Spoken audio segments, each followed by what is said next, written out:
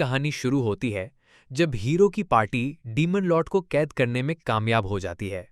लेकिन ये जीत अधूरी थी, क्योंकि जब तक उसे पूरी तरह से हराया नहीं जाता, दुनिया पर तबाही का साया मंडराता रहेगा।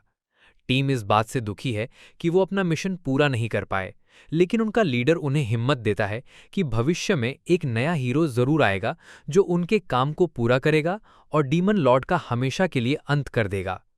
कई साल बाद हम देखते हैं ए रैंक पार्टी थंडरपाइक को, जो एक डंजन में लाइव स्ट्रीम कर रही है।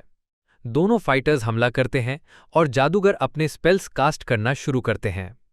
पार्टी के सपोर्टर यूका के दिए गए बफ्स की वजह से टीम एक विशाल हाइड्रा को रिकॉर्ड टाइम में धूल चटा देती है। थंडरपाइक के मेंबर्स अकेले ही काफी स्ट्रांग हैं, लेकिन जब वो साथ काम करते हैं तो उन्हें हराना लगभग नामुमकिन है। यही वजह है कि उनके इतने सारे फैंस हैं। लेकिन ऊपर से देखने पर यह टीम एकदम परफेक्ट लगती है, पर सच्चाई कुछ और ही है। जैसे ही स्ट्रीम खत्म होती है, टीम का रेड मेज और सपोर्टर यूका एक बॉम्ब फोड़ता है। वो थंडरपाइक छोड़ रहा है, अभी और इसी वक्त। साइमन वजह पूछता है। यूका साफ साफ बताता है कि उसे रिवॉर्ड का आधा हिस्सा भी ठीक से नहीं मिल रहा। उसे इतने कम पैसे मिले कि उधार लेने की नौबत आ गई है और वो ये बिल्कुल नहीं करना चाहता। साइमन इसका जवाब देते हुए कहता है कि यूका पार्टी में आखिर योगदान ही कितना देता है। बैरी भी बीच में कूदकर बोलता है कि यूका तो कभी लड़ाई में उतरता ही नहीं, वो बस अपने बेकार इंचेंटमेंट से उनके आइटम्स की ड्यूरेबिलिटी खराब करता रहता है। यूका को विश्वास नहीं होता कि बैरी उसके इंचेंटमेंट्स को बेकार कह रहा है, लेकिन पार्टी में सिर्फ बैरी ही ऐसा नहीं सोचता। सिर्फ जेमी को लगता है कि यूका काम का है, पर वो भी इसलिए क्योंकि यूका उनकी स्ट्रीम सेटअप करने में अच्छा है। कैमिला यूका से कहती है कि अगर उसे ज्यादा पैसे चाहिए तो उसे टीम मेंबर के तौर पर ज्यादा काम करना होगा। इस पर यूका पलटकर कहता है कि कैमिला को ये कहने का कोई हक नहीं, क्योंकि वो एक हीलर है और लड़ाइयों में यूका हमेशा उसकी रक्षा करता है। यूका कहता है कि उसके काम की कोई कदर नहीं है और यही वजह है कि वो पार्टी छोड़ रहा है।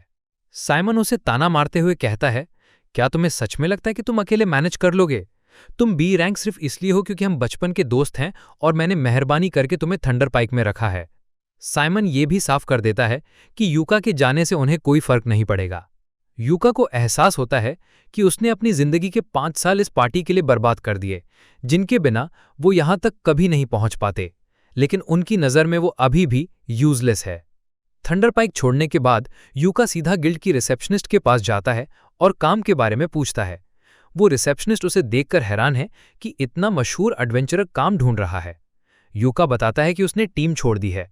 ये सुनकर उसे ज्यादा झटका नहीं लगता, क्योंकि ऐसी चीजें होती रहती हैं। वो यूका को एक फॉर्म देती है। जब यूका फॉर्म भरकर लौटा रहा होता है, तभी एक लड़की दौड़कर आती है और उसे गले लगा लेती है। उसका नाम मरीना है और वो यूका की स्टूडेंट रह चुकी है जब वो 6 महीने पहले एडवेंचरर क्लासेस पढ़ाता था। मरीना जैसे ही सुनती है कि यूका नई पार्टी ढूंढ रहा है, वो उसे अपनी पार्टी में शामिल होने का ऑफर देती है। वो कहती है कि उसके प्यारे टीचर अगर उसकी पार्टी में आ जाएं तो इससे अच्छी बात क्या होगी। यूका उसका ऑफर मान लेता है। कुछ देर बाद वो मरीना और उसकी पार्टी के साथ बैठा है। पार्टी की दूसरी मेंबर सिल्क इस बात से बहुत खुश है, लेकिन हैरान भी कि यूका जैसा बी रैंक एडवेंचरर उनकी डी रैंक पार्टी क्यों ज्वाइन करना चाहेगा। यूका बताता है कि उसे अब आराम से काम करना है। थंडरपाइक में हाई लेवल मिशंस के चक्कर में उस पर हमेशा कर्ज रहता था। अब वो आसान क्वेस्ट करना चाहता है।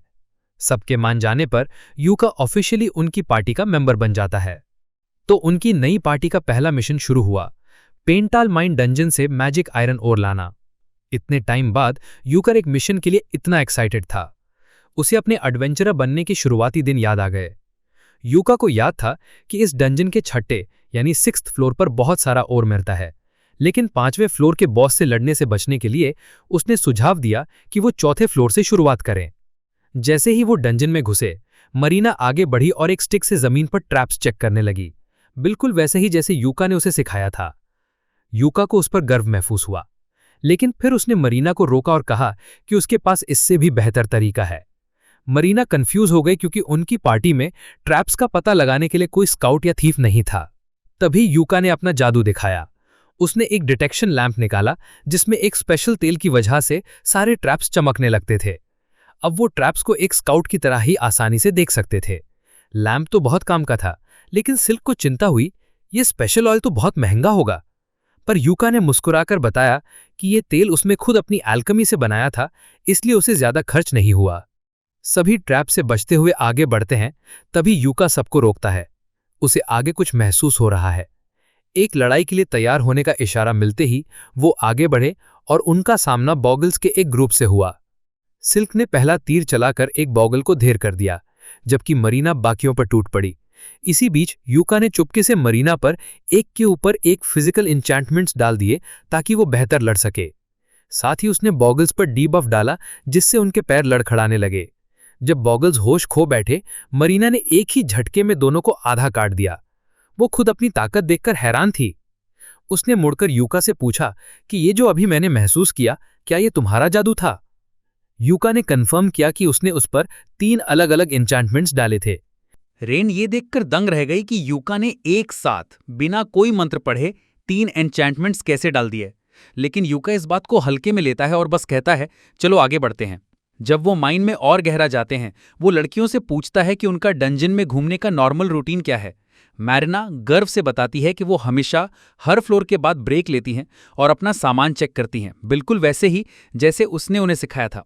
ये सुनकर यूका कहता है कि चलो आगे बढ़ने से पहले थोड़ा आराम कर लेते हैं।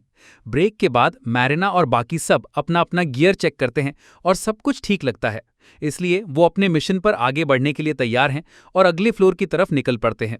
डंजन की दूसरे फ्लोर पर उन पर अचानक अनडेड माइनर्स का एक ग्रुप हमला कर देता है। उनसे छुटकारा पाने का एक ही तरीका है, रेन को अपनी होली मैजिक इस्तेमाल करनी होगी। जब वो अपना मंत्र पढ़ रही थी तो सबको उसे प्रोटेक्ट करना था।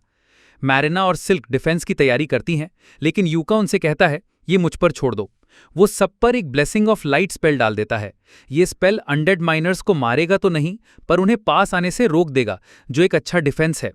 आखिरकार रेन अपना होली लाइट स्पेल पूरा करती है और उससे सारे अनडेड को राख बना देती है। जब वो सुरक्षित हो जाते हैं तो मैरिना रेन की तारीफ करना शुरू कर देती है।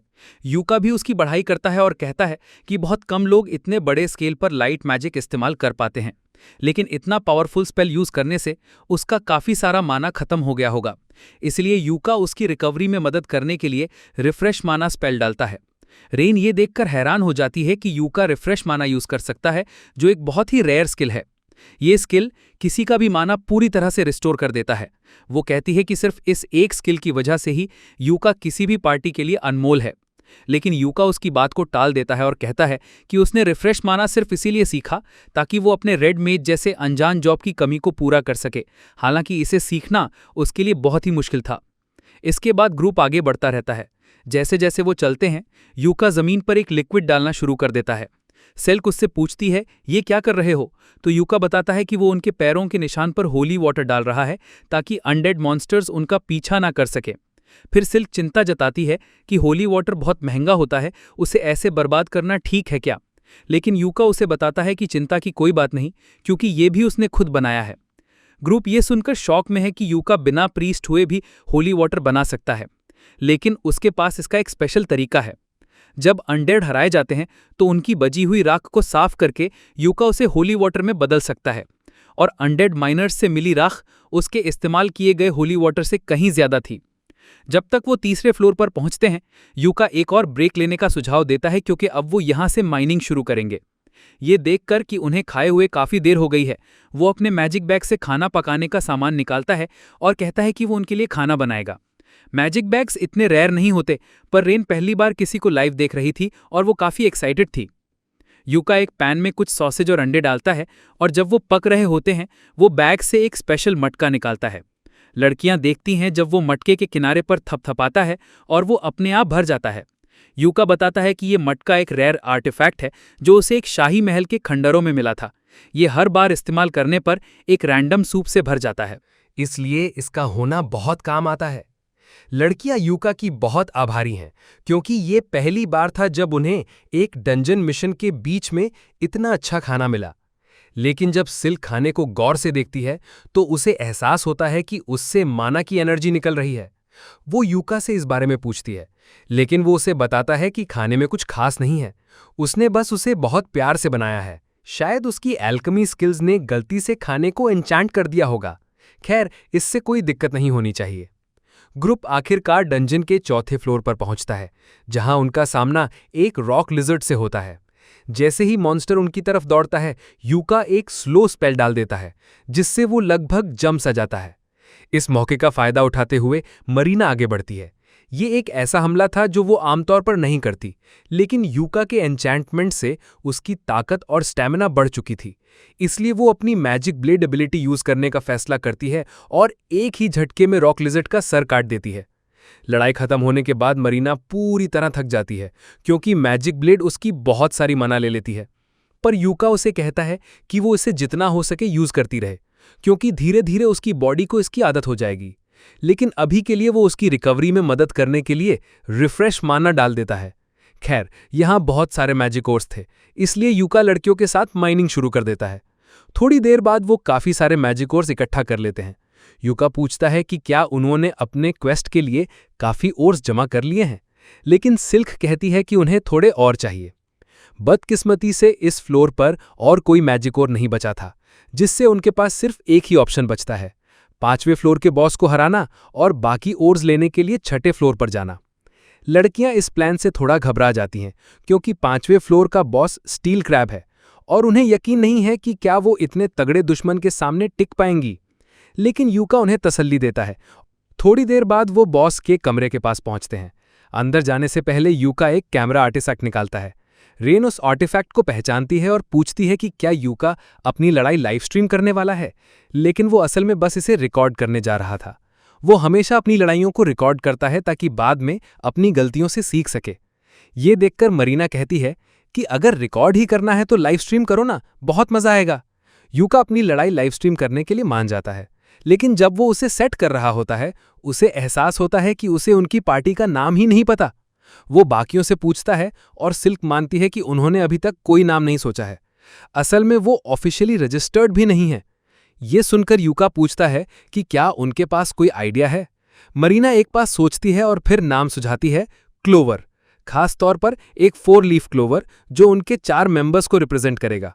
सबको ये आइडिया बहुत पसंद आता है और उस पल से वो क्लोवर के नाम से जाने जाने का फैसला करते हैं। तभी यूका को एहसास होता है कि ये उनकी पार्टी की पहली लाइव स्ट्रीम होने वाली है और अगर सिर्फ वही स्पॉटलाइट में होगा तो उसे बुरा लगेगा, लेकिन वो सब कहती हैं कि वो अकेले ही इसे संभाल सकता है। उस मामले में यूका पीछे नहीं हटने वाला। वो अपने ऊपर ग्रेट ब्लिंक, शैडो और प्रोटेक्टर शील्ड जैसे बफ्स डालता है और फिर बॉस रूम में घुस जाता है। स्टील क्रैब जागता है और तुरंत यूका पर जकड़ता है, लेकिन यूका अपनी स्पीड बफ्स की मदद से उसके हमले से तेजी से बच जाता है। जब वो उसकी रेंज से सुरक्षित दूर हो जाता है, वो क्रैब पर एक के बाद एक डीबफ स्पेल्स की बौछार शुरू कर देता है। उसे पूरी तरह कमजोर करने के बाद वो ग्रेविटी स्पेल डालता है और उस स्टील क्रैब को जमीन पर पटक कर कुचल देता है। बस बॉस हार गया और इसमें उसे एक पूरा मिनट भी नहीं लगा। यूका अपनी परफॉर्मेंस से काफी खुश था। फिर उसने स्ट्रीम बंद कर दी और मरीना उसके इतने अमेजिंग होने पर दौड़कर उसे गले लगा लेती है, पर वो उसे थोड़ा ज्यादा ही जोर से हक कर रही थी। बाकी सब उससे कहते हैं छोड़ दो उसे, इससे पहले कि यूका व्हीलचेयर पर आ जाए। जब यूका ने चेक कर लिया कि उसकी पीठ ठीक है, उसने सबसे कहा कि उन्हें स्टील क्रैब की बॉडी को गिल्ड वापस ले जाना चाहिए ताकि वो उसके पार्ट्स बेच सके। वो उस पूरी चीज को अपने मैजिक बैग में स्टोर कर लेता है, जो एक बहुत बड़ी मदद थी क्योंकि वो लोग इसे कभी भी खुद उठाकर वापस नहीं ले जा पाते। अब तक यूका उनकी पार्टी के लिए एक अनमोल साथी साबित हुआ था, लेकिन सिल्क को लग रहा था कि उनका यूका पर इतना ज्यादा निर्भर रहना अजीब है। इसके जवाब में यूका सुझाव देता है कि अगली बॉस बैटल के दौरान सभी पार्टिसिपेट करेंगे ताकि थोड़ा एक्सपीरियंस मिले। लड़कियों को ये आइडिया पसंद आता है, लेकिन अभी के लिए उन्हें फ्लोर बॉस को हराने के लिए मिला ट्रेजर चेस्ट खोलना बाकी था। जब वो चेस्ट खोलते हैं तो उन्हें मैजिक ओर्स का एक बड़ा सा खजाना मिलता है। इसका मतलब था कि उन्हें अब और माइनिंग करने की जरूरत नहीं थी। आखिरकार डंजन स्ट्रीम्स पूरी दुनिया में बहुत पॉपुलर हैं, जो पब्लिसिटी के लिए एक बेहतरीन प्लेटफॉर्म का काम करती हैं। बड़ी बड़ी कंपनियां अक्सर मशहूर स्ट्रीमर्स को स्पॉन्सरशिप डील्स ऑफर करती हैं और अभी यूका की फेम नई ऊंचाइयों पर पहुंच रही थी।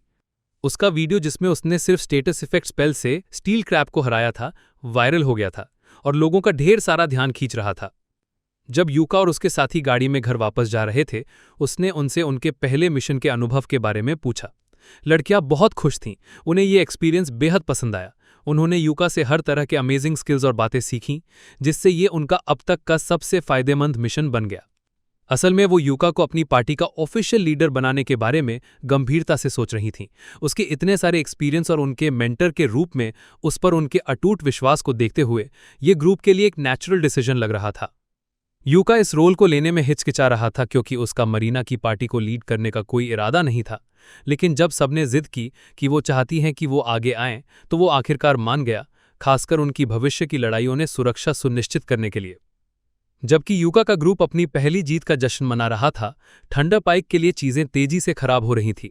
साइमन यूका के जाने से हुई कमी को भरने की कोशिश में एक नया रिक्रूट ले आया। दुर्भाग्य से ऐसा लगता है कि अभी तक साइमन ये नहीं समझ पाया था कि यूका टीम के लिए कितना कुछ करता था। नया बंदा ग्रुप को सीधा भेड़ियों के इलाके में ले गया, ये मानकर कि सब कुछ आखिरकार ठीक हो जाएगा। आमतौर पर यूका पहले ही भेड़ियों पर एक वीकनिंग स्पेल डालकर मैदान बराबर कर देता था, लेकिन इस रिप्लेसमेंट में वो काबिलियत नहीं थी। जैमी को आखिरकार एक भेड़िया काट लेता है। साइमन जैमी को खतरे में देखता है और तुरंत उसके बचाव के लिए दौड़ता है। वो भेड़िए का सर काटने में कामयाब हो जाता है। जबकि जैमी टेक्निकली तुरंत खतरे से बाहर थी, उसका पेट घावों से भरा हुआ था और बिना इलाज के वो ज्यादा देर तक जिंदा नहीं रहती। परेशान होकर साइमन कमीला की तरफ मुड़ता है और उससे एक हीलिंग स्पेल कास्ट करने के लिए कहता है, लेकिन वो बताती है कि उसका माना पूरी तरह से खत्म हो गया है, जिससे वो मदद नहीं कर सकती। आखिरकार उनके पास माना रेस्टोरेशन स्पेल कास्ट करने वाला कोई गाइड नहीं था। ग्रुप एक सुरक्षित जगह पर जाता है और साइमन जैमी को जिंदा रखने की कोशिश करते हुए फर्स्ट एड देने की पूरी कोशिश करता है, जब तक कमीला का माना वापस ना आ जाए। एक और समाधान की उम्मीद में वो पूछता है कि क्या किसी के पास हीलिंग पोशन है। कॉर्क, जो नया रिक्रूट था, उसके पास एक था, लेकिन वो उसे देने में हिचकिचा रहा था। साइमन ने ये साफ कर दिया था कि सब अपना अपना सामान खुद खरीदने के लिए जिम्मेदार हैं, इसलिए कॉर्क अपना सामान शेयर करने के लिए ज्यादा उत्सुक नहीं था। साइमन उससे कहता है कि अभी पैसों के बारे में चिंता करने का समय नहीं है जब उसकी एक टीममेट मरने वाली है, तो कॉर्क मजबूरी में हीलिंग पोशन दे देता है और साइमन उसे जैमी को पिला देता है। थंडर पाइक हाल ही में सच में एक नीचे की तरफ जा रही थी, लेकिन दूसरी तरफ यूका के लिए सब कुछ ठीक चल रहा था। वो और लड़कियां सेलिब्रेट करने के लिए बार में बैठे थे, और जबकि उनके क्वेस्ट का रिवॉर्ड ज्यादा नहीं था, स्टील क्रैब की बॉडी अच्छी हालत में थी, इसलिए गिल्ड ने उसके लिए अच्छी कीमत दी। पैसों की बात आई तो यूका ने मरीना और बाकियों से पूछा कि वो पार्टी की कमाई को बांटने के लिए कौन सा सिस्टम इस्तेमाल करते हैं।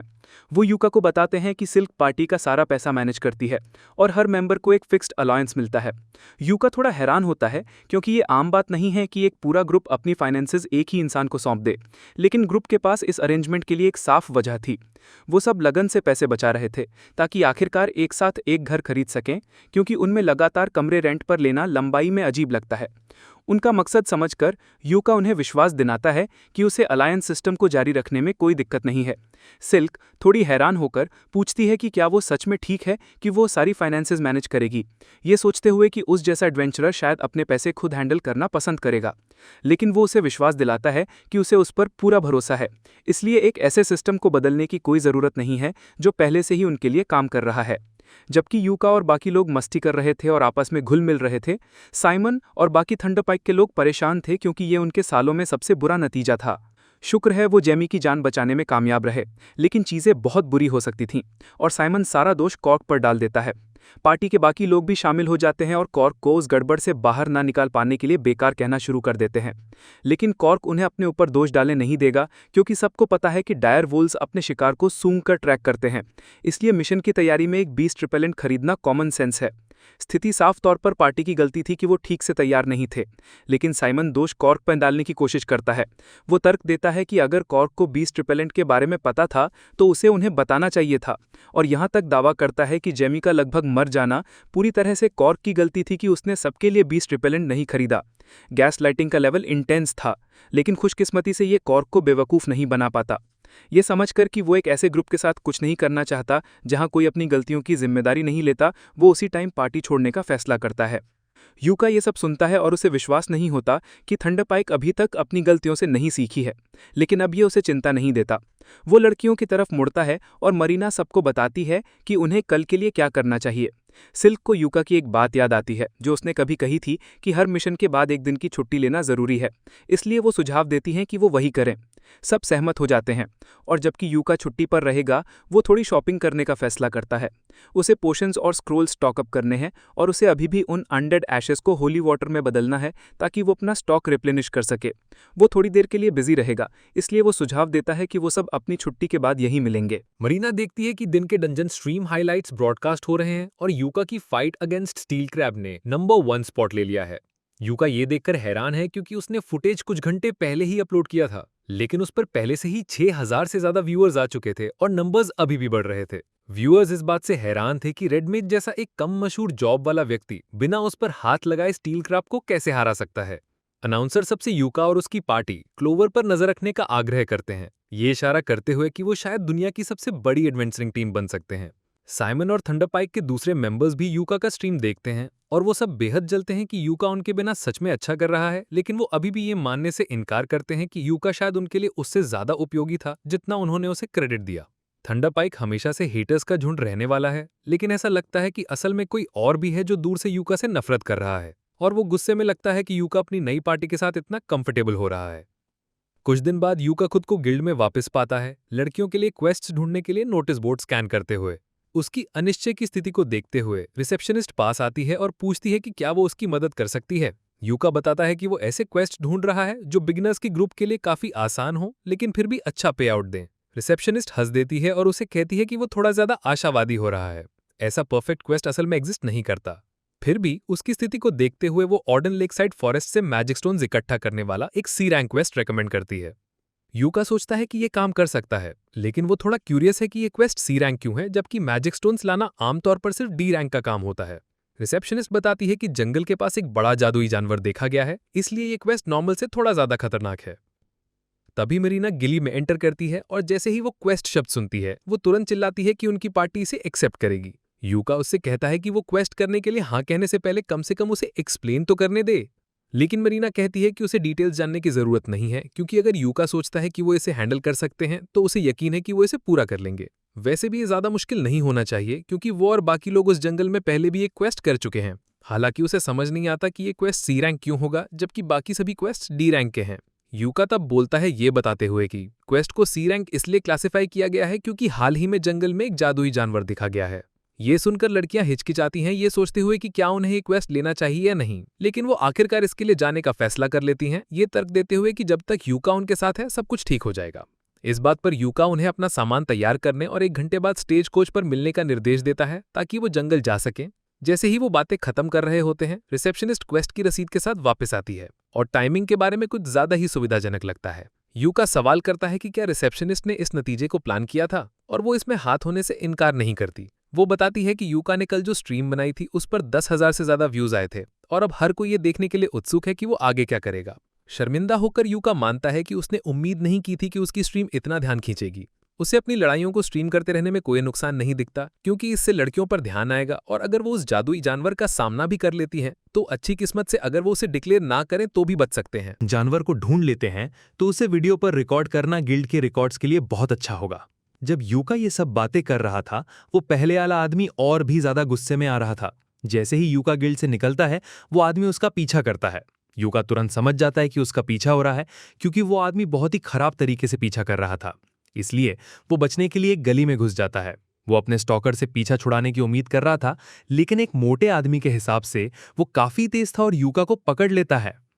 यूका उससे पूछता है कि क्या उसे उससे कोई काम है, तो वो आदमी मांग करता है कि यूका तुरंत क्लोवर छोड़ दे। उस आदमी को विश्वास नहीं होता कि लड़कियों ने यूका को सिर्फ एक दिन साथ रहने के बाद अपना लीडर बना दिया, खासकर जब उसने उनकी पार्टी में शामिल होने के लिए अनगिनत बार मिन्नतें की थीं, लेकिन हर बार उसे रिजेक्ट कर दिया गया। ये आदमी साफ तौर पर क्यूट एडवेंचर लड़कियों का एक हैरेम बनाना चाहता था, लेकिन मरीना और बाकियों ने उसे शामिल होने से रोक दिया। अब किसी और को अपना सपना जीते हुए देखकर उसने अपना आपा खो दिया था। परेशान होकर वो आदमी अपनी तलवार निकालता है, ये धमकी देते हुए कि अगर यूका लड़कियों की पार्टी छोड़ने के लिए राजी नहीं हुआ तो वो हमला कर देगा। शांत रहते हुए यूका चुपके से उस आदमी के पैरों पर एक स्नैर ट्रैप कास्ट करता है और चलने लगता है। जैसा कि उम्मीद थी, वो आदमी यूका पर हमला करने की कोशिश करता है जैसे ही वो जाता है, लेकिन ट्रैप एक्टिवेट हो जाता है। जब यूका गाड़ी में चढ़ जाता है तो वो लड़कियों को अपने अजीब अनुभव के बारे में बताता है। वो उस आदमी को बेसियो के रूप में पहचानती हैं और यूका को बताती हैं कि वो आदमी कब से उनकी पार्टी में शामिल होने की कोशिश कर रहा है। वो पूछती हैं कि क्या यूका ठीक है, क्योंकि वो नहीं चाहेंगी कि उनकी वजह से उसके साथ कुछ बुरा हो। लेकिन यूका उन्हें विश्वास दिलाता है कि ये उनकी गलती नहीं है। इसके अलावा उसने उस आदमी को सड़क के बीच में बेहोश छोड़ दिया था, इसलिए वो वापस शहर जाकर उसकी रिपोर्ट कर सकते हैं। इस बीच अपनी मंजिल पर पहुंचने से पहले यूका एक आखिरी बार उनके मिशन के उद्देश्य पर बात करना चाहता है। वो ऑर्डन फॉरेस्ट से 3 मैजिक स्टोन्स लाने जा रहे हैं, और जबकि बाकी कहते हैं कि वो यहाँ पहले आ चुके हैं, वो उनसे पूछता है कि जब वो यहाँ आए थे तो कैसा था। मरीना के अनुसार वो यहाँ 2 महीने पहले आई थी, लेकिन अब जब वो सोचती है तो उसे कोई भी मॉन्स्टर नहीं मिला था। ये सुनकर यूका निष्कर्ष निकालता है कि जादुई जानवर 2 महीने पहले से ही जंगल में मौजूद होगा। वो फैसला करता है कि अगर उनका सामना होता है तो वो फाइट को लाइव स्ट्रीम करेगा। इस तरह गिल्ड को उस प्राणी के बारे में मूल्यवान जानकारी मिलेगी, और अगर वो उसे हरा नहीं पाए तो उनके पास मदद के लिए बुलाने का एक आसान तरीका होगा। जब वो जंगल पहुंचते हैं, यूका स्ट्रीम शुरू करता है और ग्रुप घने इलाके से अपना रास्ता बनाना शुरू करता है। यूका रियर गार्ड की पोजीशन लेने का चुनाव करता है, ये तर्क देते हुए कि जानवर अक्सर पीछे से हमला करते हैं। चिंतित मरीना पूछती है कि क्या उसका पीछे रहना सच में सुरक्षित है, जबकि ये सबसे खतरनाक जगह है। यूका उसे विश्वास दिलाता है, ये समझाते हुए कि उसके पास चीजें खराब होने पर बचने के लिए ब्लिंक स्टेप है, और उसके कपड़ों में बेहतरीन डिफेंस स्टैट्स हैं, जिससे वो नीचे गिरने से पहले कुछ हमले सह सकता है। वो जल्दी उस झरने के पास पहुंच जाते हैं जहां उन्हें मैजिक स्टोन्स इकट्ठा करना था। लेकिन वहां पहुंचने के आखिरी पल में यूका सबको रुकने के लिए कहता है, क्योंकि उसे कुछ आने का एहसास हो रहा है। जादुई जानवर आखिरकार सामने आता है, लेकिन यूका का पहले का सारा कॉन्फिडेंस हवा में उड़ जाता है, क्योंकि वो चीज एक हाई लेवल मॉन्स्टर है जो आमतौर पर सिर्फ डंजन के सबसे गहरे हिस्सों में पाया जाता है। ये ज़ारनाक है। लड़कियां इस चीज को संभालने या इसके सामने 1 मिनट तक टिकने के लिए कहीं से भी काबिल नहीं है।